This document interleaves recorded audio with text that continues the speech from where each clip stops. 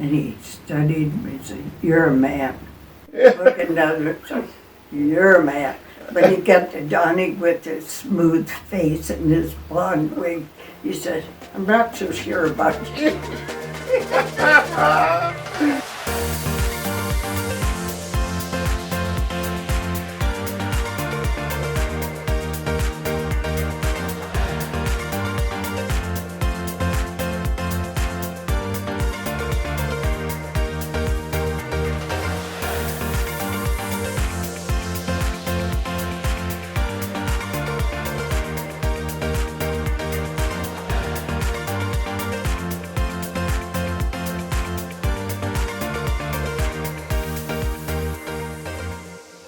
This is an exciting moment for us. This is my grandmother, who is 98 years old and has inspired now 3 generations to RV. We are full-time RVers, as you know. My parents were full-time RVers for a while, and my grandparents full part-time RV. Yeah, Okay, not full-time ever. not full-time ever. Yeah. Jim and I, my husband, and I started RVing in '58. We bought our first RV. It was a 15-foot, and the name of it was Gem. We had $1,000, and we spent $900 to buy the brand new trailer and $300 for the hitch, and we did get sway bars for that $300. Jim had driven lots of trucks and knew you didn't need sway bars on that one, but Jim wanted How big was the first one? 15 feet 15 feet, and he Yeah. had 900 for the trailer, and 300 for the hitch, for the hitch, right? and that was with sway bars. Were sway bars common then? No, not very much. Okay. Should I tell you a little bit about the Gem? Yes. It, Yeah. Tell us about this. The Gem is your first one. the first one we had it Okay. was 15 feet long. We had it for about 10 years. And there was a table in the front that would make up into a bed. There was a stove, no refrigerator, no bathroom. And the back had a bed, and it went right to the back of the trailer with bunk over the top. Over the top, so there's a bed, like with a bunk over the top of it. so bed for like you and Grandpa, and then a Yeah. bunk over top for kids. Yeah, and Don's, our boy slept in the bed and Beth slept on the table. And then the next trailer was an Oasis, and that was really uptown. It had a bathroom, which consisted of a toilet and a sink in one corner. And that had sort of bunks on the side near the back, and it had a refrigerator, and the table in front laid into a bed. What year was that? That would have been about 68, I think. And that was called an Oasis. An Oasis. We had that about 10 years. Were all your RVs bumper pull? Yes. You didn't have any fifth wheels or Never Class had a A's fifth or? wheel or anything, no. Okay. Bumper pull. Then the next one, I think, was called, I'm not sure if the Oasis came, the Automate or the Ideal came first, but we had, that one is about 21 feet. I think it was the Ideal next. That, of course, had a refrigerator. Oh, I know, I wanted to tell you. The water supply in the gym was like a big suitcase. It was about 12 inches wide, probably 30 inches high, and about 3 inches deep. You picked it up like a suitcase, took it outside, filled it with water, hooked it on the end of the sink, turned the spigot on them. That was So it was just fun. draining down Yeah, into. that was it. It worked though, huh? Oh, it worked fine, and we had the Ideal for probably 8 years or so. Then we bought our biggest one, was what's called an Automate, and they were made in California, and it was 28 feet. And it had a table and then the kitchen. Then the bed was kind of on one side and a dresser on the other and the toilet in back, and of course it had a shower too. I think the ideal had a shower too. So it was an automate? Yes. And when did you have that one? After the ideal, let's see, 58, 60. About six. If you can't hear what she's saying, she's like counting decades of RVing. Decades of RVing to figure out which one it is. Yeah. 58, 68.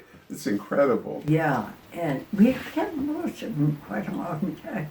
I'd say the automate was, let's see, 58 to 68, 68, around 70. I don't know, maybe about 80. And that one was manufactured in California. And I wanted a microwave, but I didn't want it way up so I could dump the hot stuff on my head. Right. So he said, how often do you use your oven? I said, never. So they put a microwave convection in where the oven would be. And I used the convection at times, but mostly the microwave.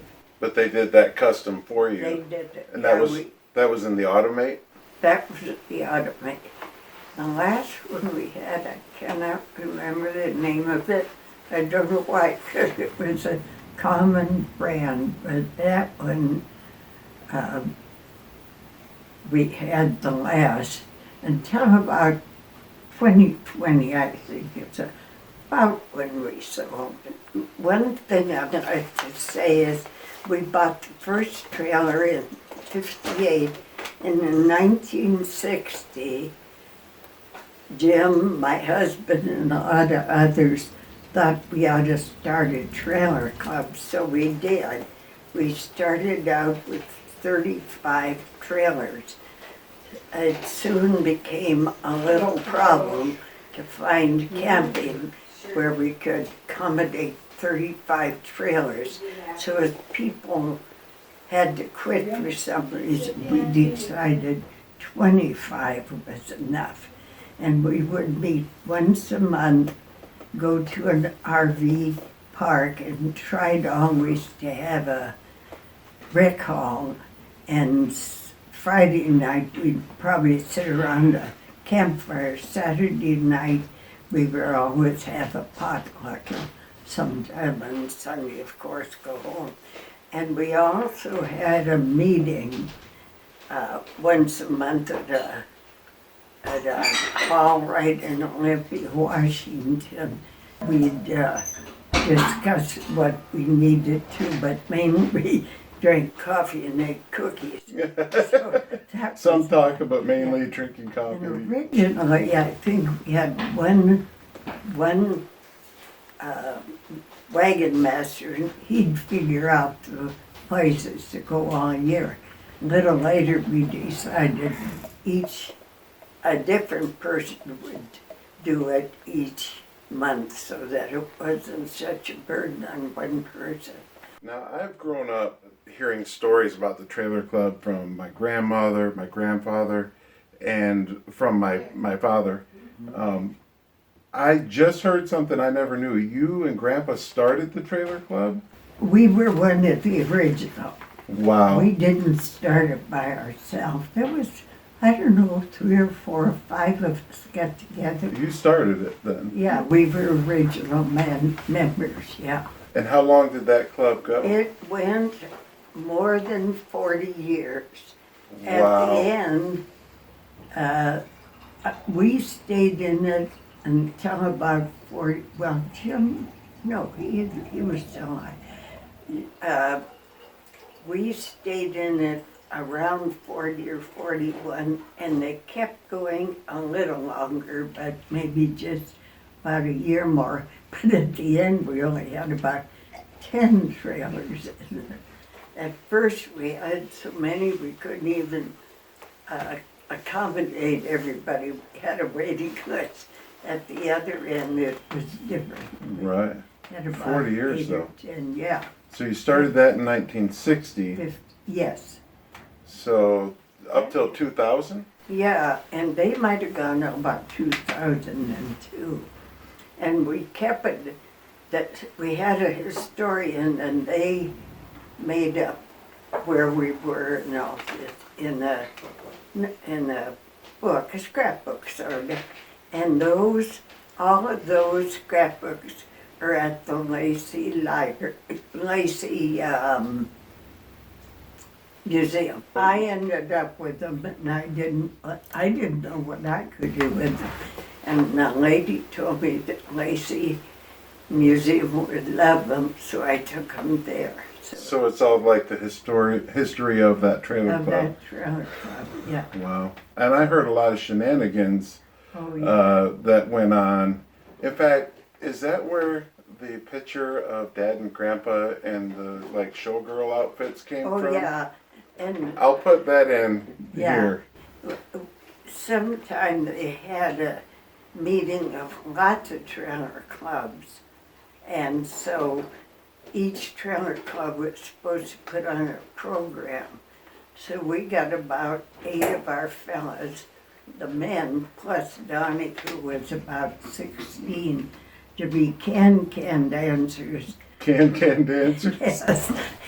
We went out to one couple's house, and they had a chicken coop they were using, and the fellas practiced can-can dancing out there with the girl who knew something about dancing. And all the gals got together and we made their can-can outfits with lace, and then we put wigs on them and everything. Like I said, we'll show you the picture. Sorry, Dad. And one time it was kind of cute. Boy, about 12 or 14, he walked around the audience and looked at all these different guys, and he studied me and said, "You're a man." Looking down and said, "You're a man." When he got to Johnny with his smooth face and his blonde wig, he said, "I'm not so sure about you." We had one guy in our trailer club, Jeff. He was bald-headed. Donnie rushed down after the can-can dance and kissed him on top of his bald head, made a nice lipstick kiss on top. Jeff thought that was funny. He laughed. That is funny. I think they actually did that can-can dance 2 or 3 times. And one other thing that was really funny about that was that this couple was Al and Dorothy Gerald. They had 2 daughters, and they put Al's dress on it to try on him, and it put it on the bottom and slid right off the bottom. You having to stop it.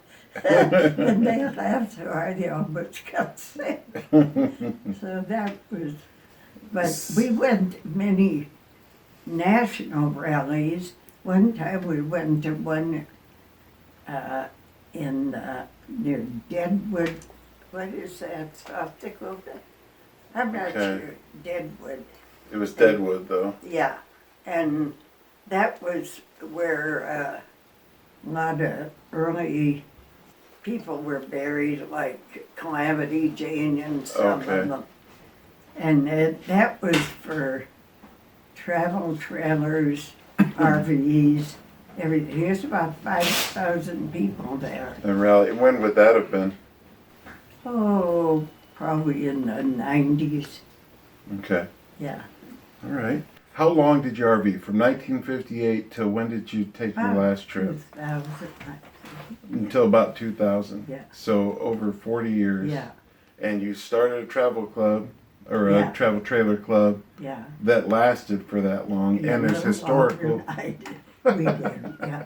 and there's historical records that were turned over to you that you gave to the Lacey Lacey Museum in Washington, Lacey, Washington. Yeah. Okay, that's cool. All right, guys, thanks for joining us for the first half of this interview with my 98-year-old grandmother. Make sure you subscribe and hit that bell for notifications so you can get notified when the next video comes out. It'll be part 2 of 2, and we'll be talking about all the states she's been to, the countries she's been to, the continents she's been to. Fascinating stuff. 40 years of experience. I can't wait. We'll catch up with you guys next time.